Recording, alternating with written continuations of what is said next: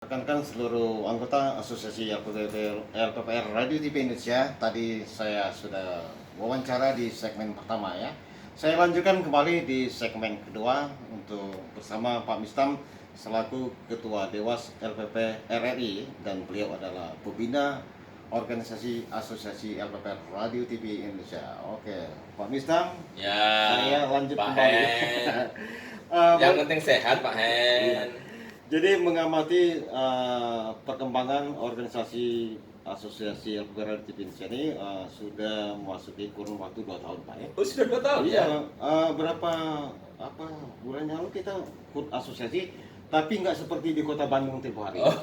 Kita melalui webinar ya. Iya, dalam Webinar, situasi ya. COVID ya memang kita melaksanakan protokol kesehatan. Iya, jadi webinar itu tetap kita kemas dengan satu materi sajian yang di sebagai narasumbernya Pak Gary dari Dirut Penyiaran Iya. PPI, Pak. Iya, betul. Jadi Pak Mista, saat ini yang baru dapat kami sajikan untuk publik melalui organisasi asosiasi, diantaranya baru sebatas siaran berjaring Suara Nusantara, Pak ya. Ya. Kemudian kita akan merintis sama siaran berjaring seni dan budaya Nusantara ya. Ya. Kemudian juga ada beberapa kegiatan untuk konten, tapi saat ini kita masih terkendala oleh keterbatasan radio PPLI, Pak ya, karena masing-masing daerah itu tidak sama dalam arti manajemennya, SDM-nya. Terus karena radio ini genrenya banyak, Pak. Ada yang masih di bawah Humas Protokol Pemda, ya. Ada yang sudah di Diskominfo, dan ada yang merencanakan untuk merintis menjadi broad, Pak. Jadi Ya. mau mandiri. Nah, menurut Pak Miska, selama ini mungkin sempat mengamati atau memang ya wajib mengamati selaku pembina konten-konten yang dilihat di Pak Mistam itu gimana, Pak yang saat ini kami lakukan? Ya. Saya amati memang konten-kontennya sudah bagus, Iya. Pak Hen ya. Artinya kawan-kawan lebih mengarah kepada lokal konten. Iya. Nah, memang LPPL, Lembaga Penyiaran Publik Lokal, itu tidak boleh bias dan kemudian menyiarkan konten-konten nasional. Iya. Kalau konten-konten lokal saja, contoh di Banyuasin saja. Iya. Konten lokal di Banyuasin itu kan banyak sekali, Pak Hen. Iya. Ya, mulai dari seni, Mm-mm. seni budaya, kemudian teknologinya, kemudian pertaniannya, ya, kemudian sosial budayanya, kemudian politiknya. Itu di Banyuasin kan banyak sekali. Iya. Nah, tetapi memang semuanya lebih mengarah kepada pendekatan lokal. Iya. Nah, dalam konteks kekinian, Mbak Hen, meskipun pendekatan lokal itu bukan berarti tidak bisa dinasionalkan, Iya. dan bukan berarti menduniakan. Ya kan sekarang ini kan sudah menembus batas. Jadi mikirnya itu sekarang ini boleh kita itu beraction lokal, tetapi berpikir global, tetapi harus beraction lokal. Iya. Think globally, act locally. Nah, itu yang harus dilakukan oleh kawan-kawan, Pak Hen. Iya. Iya. Ya Pak Mistam ya. Ya. Mungkin Pak Mistam sempat ketawa juga ya kalau di organisasi di grup Bang Hen itu kan suka nyeleneh ya. Nyeleneh itu kadang-kadang satu pelampiasan kemirisan saya di organisasi asosiasi kooperatif desa hingga berapa tahun tuh kita nggak punya dana sama sekali, Pak ya. Nah, tapi saya dengan saat ini Pak, saya udah merdeka, saya udah pensiun dan saya bebas mau kemana, mau nemui sahabat-sahabat, dan saya mungkin wajar kalau memberitahu Pak Misdan organisasi ini udah mulai sedikit merambah kemapanan, Pak, karena baru-baru ini Kementerian Kominfo RI bekerja sama dengan KPCN dan bekerja sama dengan asosiasi memberikan kepercayaan untuk menayangkan iklan layanan masyarakat tema atau tentang sosialisasi pemulihan ekonomi nasional, dan karena waktu itu Ibu Iken selaku masih sekjen ya. Iya. Mungkin waktu itu masih sekjen Pak ya, sekjen. Sekarang beliau karena sudah pensiun dan masih dipercaya oleh Bapak Menteri Kominfo sebagai staf khusus kementerian.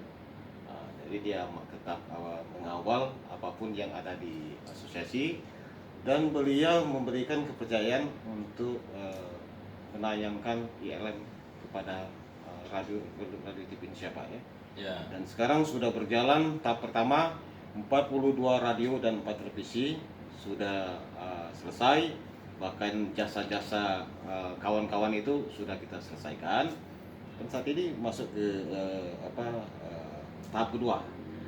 Nah, jadi Pak Mista, mungkin ada semacam support bagaimana upaya kami bisa menghidupi organisasi ini, tentunya tidak lepas dari adanya dana pendukung Pak Ya. baik inisiasi dari rekan-rekan pengurus sendiri, mungkin nanti ada pihak-pihak yang berempati untuk kelangsungan organisasi ini, mungkin ada tip-tipnya Pak.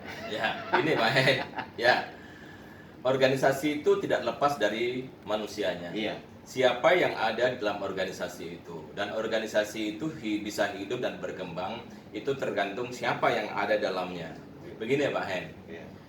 Jadi organisasi ini akan menjadi bagus dan berkembang apabila ya satu, ada komunikasi antara pengurus dengan semua anggota, Iya. antara pengurus dengan semua radio LPPL yang ada dalam wadah organisasi. Iya. Nah, anggota asosiasi sendiri kan bukan 42, Iya. tetapi kan banyak sekali. Banyak. Nah, karena Pak Hen punya, ini kan sebetulnya kan potensi nih. Iya. Kalau analisa SWOT ini, Nah. ini kekuatannya Pak Hen itu satu, minimal sudah punya organisasi dan sudah punya radio LPPL yang tergabung dalam asosiasi. Iya. Nah, itu salah satu kekuatan. Peluangnya adalah ya, bagaimana pengurus ini di samping melakukan koordinasi, komunikasi biar tambah solid organisasi ini, melakukan komunikasi dengan berbagai pihak, Iya. pihak eksternal. Salah satunya adalah kementerian lembaga. Iya. Ya, yang sudah komunikasi adalah Kemenkominfo, Iya. bisa jadi Kementerian Dalam Negeri, Iya. bisa jadi Kementerian Luar Negeri, bisa jadi Kejaksaan, semualah, Iya. pariwisata. Karena semuanya itu, semua kementerian lembaga dan dinas yang ada serta marchen-marchen yang ada itu dalam kondisi yang sekarang ini, mereka-mereka ini pastilah memerlukan sosialisasi agar informasi program-programnya itu sampai kepada masyarakat. Nah, oleh karenanya kalau menurut saya memang Pak Han, organisasi itu harus membuat company profile. Iya. Jadi company profile itu berisi radio-radio yang tergabung dalam asosiasi sendiri, di profiling lah yang bagus. Nah, profiling yang sekarang tidak dalam kapasitas kemudian dicetak, udah nggak ada seperti itu. Semuanya di profiling dalam bentuk digital. Iya. Sehingga profiling yang ada, potensi yang seperti ini, Pak Hen tinggal nge-share ya, nge-share kepada kementerian lembaga, kepada humas terkait. Inilah kami yang bisa memberikan peluang kepada bapak-bapak agar informasi ya yang diperlukan oleh kementerian lembaga sampai kepada masyarakat di wilayah kami. Oke, seperti itu. Makanya yang diperlukan adalah satu adalah kreativitas daripada organisasi. Ya. Yang kedua bukan persoalan yang tidak mampu. Mau tak untuk melakukan itu? Karena bisa jadi ini mampu semuanya Pak Hen, profesional semuanya, tapi tidak mau. Tidak mau melangkah karena kesibukan masing-masing. Nah, ide-ide brilian yang out of the box sangat diperlukan agar organisasi lebih berkembang lagi. Itu Pak Hen. Iya, sangat menarik sekali. Ya, para rekan itu, mungkin di ini segmen terakhir saya menanyakan, wajar saya sudah lama enggak bertemu sama Bapak atau induk bukan induk ya. Beliau adalah pembina. Wajar memberikan support untuk kelangsungan asosiasi. Pak Mistam, apa pesan dan mungkin harapan kepada kami semua anggota asosiasi LPP Radio TV Indonesia, baik sekarang maupun ke depan nanti? Ya, dalam konteks sekarang, ya, kita salah satunya bagaimana bersama-sama bergandengan tangan memviralkan nilai-nilai positif yang ada secara bersama-sama agar di cloud ini, ya di angkasa ini, di otak kita semuanya itu adalah nilai-nilai positif yang ada. Artinya kita memviralkan nilai-nilai positif dan kita minimalisir nilai-nilai yang negatif ini agar semua pemikiran anak bangsa ini itu lebih banyak positifnya daripada negatifnya. Ya, karena apa? Kalau udah passionnya positif, gairahnya positif, itu di sana pasti ada saling asah, asuh dan asih, saling mencintai antara anak bangsa yang satu dengan yang lainnya. Ini yang diperlukan dalam konteks kekinian, Pak Han. Iya. Ya, saya kira itu, Pak Han. Iya. Wah, mungkin Pak Misam, saya sudah banyak sekali mendapatkan wejangan, pencerahan, inspirasi. Ya mungkin lain waktu nanti saya jangan bosan kalau saya. Oh tidak, silakan kontak saya kalau di Jakarta, Pak Han.